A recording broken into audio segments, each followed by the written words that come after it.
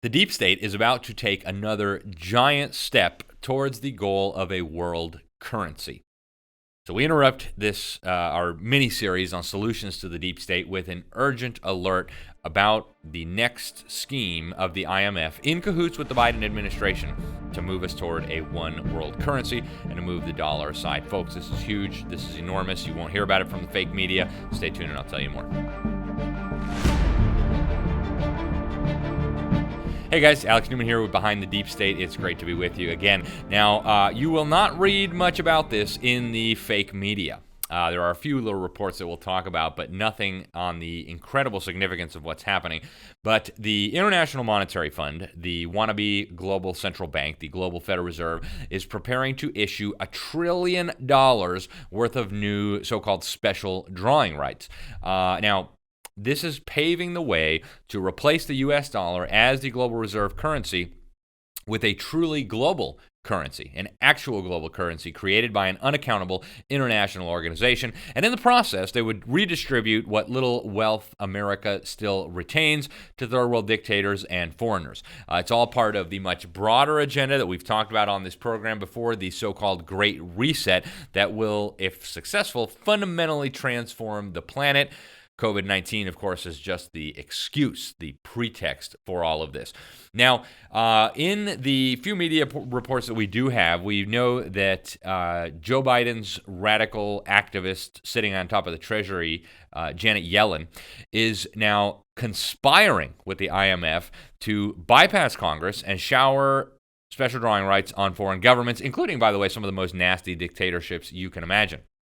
Under American law, our Congress needs to approve any SDR issuance by the IMF where the U.S. government gets more than $120 billion. That's the proportional stake that the U.S. government has in the organization in any 5-year period. And so when you print $1 trillion worth of SDRs, that means the U.S. stake is significantly larger than that, almost $175 billion to be precise, based on the U.S. having about 17-point-something% ownership in the IMF. And so that would trigger the congressional approval requirement that's written into U.S. law. And so what Janet Yellen and the IMF are doing, they've broken up this $1 trillion SDR issuance into two parts. The first batch, $650 billion total. Only a part of that would be the United States. They would do that this year, and that is literally the highest amount they could possibly do without going to Congress to ask for permission. Part two would come next year once the next 5-year period begins. Very clever little scheme by Janet Yellen and Joe Biden and the people running the IMF. Now, basically what you have here is this effort to create this new global currency. I call it a proto-global currency, this special drawing rights. Now, to understand it, you need to realize it's not backed by anything except other currencies. So when the IMF prints SDRs, that's backed by a basket of global currencies. And when a government gets SDRs, they can actually go and get U.S. dollars at any time that they want to. Or they can get euros, Japanese yen, the British pound, and even now the communist Chinese yuan, which is now part of the basket in the IMF. And so when the IMF prints SDRs and gives them to a third world dictatorship, those third world dictatorships can come and get U.S. dollars for them and trade them out. Now, this is really significant, even though you haven't heard much about it. On March 25th, it was really the only thing that I've seen in the establishment media about it so far. It was an editorial in the Wall Street Journal, and it was decent. It was good. The problem is they focus on the wrong problems, right? They focus on the fact that Janet Yellen and the IMF are conspiring to skirt Congress. They focus on the fact that these special dollars will be handed out to dictators. In the subheader, they say Treasury is ducking Congress on $1 trillion in new IMF foreign aid. And yeah, that's a problem. It's annoying that they're stealing our money and giving it to third world dictators without even asking our Congress. But that's not the big problem. Okay, they point out that the new regime in Myanmar is going to get $1 billion. They point out that the mullahs in Iran will be getting, I think, like $4.5 billion or $5 billion from the IMF. And, that's annoying, but $1 billion here, $5 billion there, at some point, Congress, they spend that kind of money in almost no time. So the real problem is the fact that they are using this to try to sideline the U.S. dollar. They're issuing this massive amount of SDR. Now, the Wall Street Journal, Biden is skirting Congress. Yeah, that's true. They're trying to commandeer Congress's constitutional powers. Yeah, that's true. And it shouldn't be happening. It's a shame. It's annoying. They also point out that some of the governments that are getting these subsidies are not poor, even though the system was originally supposedly designed to help poor countries to get welfare from wealthier countries like the United States.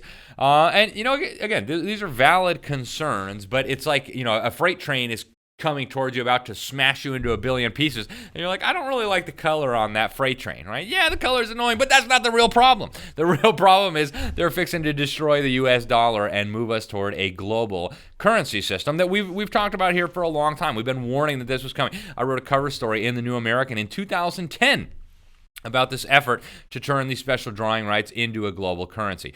Now, if this happens, if the IMF is allowed to start just creating SDRs out of thin air and handing it out to whoever it wants, it would really make the IMF like the central bank of the world government, right? Just like how the Federal Reserve creates fiat currency out of thin air and showers it all on all the bankers and the cronies of the criminals in Congress. They just, rain money on everybody. They enable the federal government to spend drastically beyond its means by the Federal Reserve coming in and printing up new money and then buying government bonds. So the IMF would be able to do the same thing for the United Nations. It would finance the architecture of global governance, if you will. And that would remove the last check that we have on this emerging global system, right? Right now, the UN needs to ask its member states for money if it wants money. Now, if they could just go to the IMF and say, hey, just give us some money, and the IMF would just give them special drawing rights, and then they could use that to buy stuff, we would be in very, very big trouble because they could finance all the armies and cops and courts and environmental regulations that they want. Now, again, we've been warning about this at the New American for over a decade. We've done an episode not too long ago about the IMF push to create a global currency, the globalist push to turn the IMF into a global central bank. They've been talking about it pretty openly for a while now. They don't really talk much about it in the media, but world leaders have been talking about it. UN agencies have been talking about it. The IMF itself has admitted publicly that they want to become a global central bank with a global currency. Now, meanwhile, we were dismissed as conspiracy theorists. You're kooky. Take off your tinfoil hat. And now the tables have turned. Now we have been proven correct. The liars are now coming out of the closet and admitting this, right? It's interesting because one of the main propaganda organs of the establishment, the Financial Times, has very recently put out a piece with a lot of truth in it. A lot of truth. In fact, they are talking openly in this Financial Times piece about the disaster that is our current money system, how it basically pumps wealth from the poor and the middle class to the elites, how it creates all of this inequality. It's really quite remarkable that the Financial Times was willing to admit this. But when you read the article, the solution that they propose to these very true problems that they finally identify publicly, they say, and I'm quoting here, policymakers should negotiate some form of anchor, whether it's tying each other's currencies together, tying them to a central electronic currency, or maybe electronic special drawing rights, the international reserve asset created by the IMF. Okay, that's a direct quote from the Financial Times, one of the leading propaganda organs of the elites, right? One of the main newspapers represented at the Bilderberg Group. Go watch our episode on that if you haven't. And this came from the head of Longview Economics, Chris Watling, on March 18th. And the thing was about the Great Reset, right? Incredible that they are now telling us, as part of the Great Reset, we need to create a one world digital currency run by the IMF called special drawing rights. Pretty incredible. Now, this is what the globalists are peddling with the World Economic Forum and their effort to have a great reset. Even before they announced that last summer of 2020, Columbia University professor Jose Antonio Ocampo actually called for turning the SDR into a true global currency. And as we explained in the whole video that we did on this, the Communist Chinese have been on board with this for a long time. The Russians have been on board with this for a long time. The French president, Nicolas Sarkozy, former French president, was on board with this. They've been saying it openly. Again, they won't tell you about it in your fake media, but they themselves have been speaking openly about this. We've gone through this. And the craziest thing, during the Obama administration, when the Communist Chinese Central Bank came out and said, we think we should turn the SDR into a global currency, they asked Timothy TurboTax Geithner, Obama's Treasury Secretary, what he thought about that proposal, and he said, check out this video. And we're actually quite open to that suggestion. yeah, we're actually quite open to that. Okay, right? We're open. The Obama administration was open to sidelining the U.S. dollar and moving toward a one world global currency run by the IMF, by the elites. Now, in early March, the IMF released this Q&A about their response to COVID, where they kind of tried to put a smiley face on all of this. But they were bragging about how they're going to print up all this money and hand it out to whoever wants it. And I mean, just unbelievable that they have come so far out of the closet now that they're basically telling us what the plan is, how they're using COVID to really transform the world, transform the global economy, and move us away from the U.S. dollar as the global reserve currency and toward this special drawing rights. So again, as usual with the deep state, the solution to the crises that they themselves create is always more globalism, less money for you, less freedom for you, more money for them, less goodness and prosperity and liberty for you. Okay, this is crazy, but it is what they are doing. Now, right at the start of the COVID pandemic, the IMF was pretty open about what they were doing. They had the head of the IMF, the communist Bulgarian Kristalina Georgieva, bragging about how they're going to be boosting global liquidity with these SDRs that they were printing up. Really unbelievable. She, of course, was one of the 4 keynote speakers when they unveiled the Great Reset in June of 2020. Her and the head of the UN, Antonio Guterres, and Klaus Schwab, Dr. Evil, the head of the World Economic Forum, and also Prince Charles, just absolutely gleeful about what they were doing in terms of moving us toward this one world currency and how the IMF was going to save us all from the economic cataclysm that they unleashed on us. Incredible times. So at a March 26 G20 meeting, the head of the IMF, again, Kristalina Georgieva, she actually said, and I'm quoting here, "We must act at par with the magnitude of the challenge. For us at the IMF, it means working with you to make our crisis response even stronger. For this, we ask your backing to double our emergency financing capacity and boost global liquidity through a sizable SDR, special drawing right allocation, as we successfully did during the 2009 global crisis, and by expanding the use of swap-type facilities at the fund." Okay, she was bragging back then that they were going to disburse $50 billion worth of this aid to foreign governments. They were going to help poorer countries deal with COVID. And they're talking about these massive SDR allocations. This is just fancy rhetoric. Guys are just using fancy terms to confuse you. But what they're talking about is printing money out of nothing to rob you and shower that on their cronies, on governments, on dictators. It's just like when they use the word quantitative easing, right? This is just quantitative easing at the global level. We're going to print money, rob your savings, and hand it out to our cronies.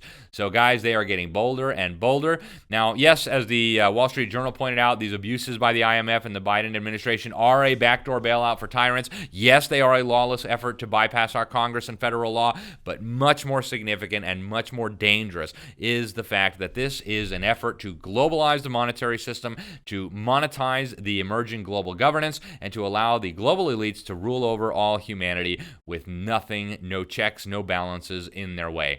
We have got to resist this, guys. This great reset that they're pushing, transparent scheme to destroy our individual rights, get rid of whatever vestiges we have left of our nation states, and that includes our lawmaking powers, our monetary powers, even our basic property rights are in the crosshairs, right? We did an episode of Behind the Deep State on this insane Great Reset idea. They're pushing the idea that by 2030, you will own nothing, but you'll be happy, apparently. Because, yeah, aren't you glad you'll be a serf, a slave, a piece of livestock? Guys, these people have a totalitarian nightmare planned for us.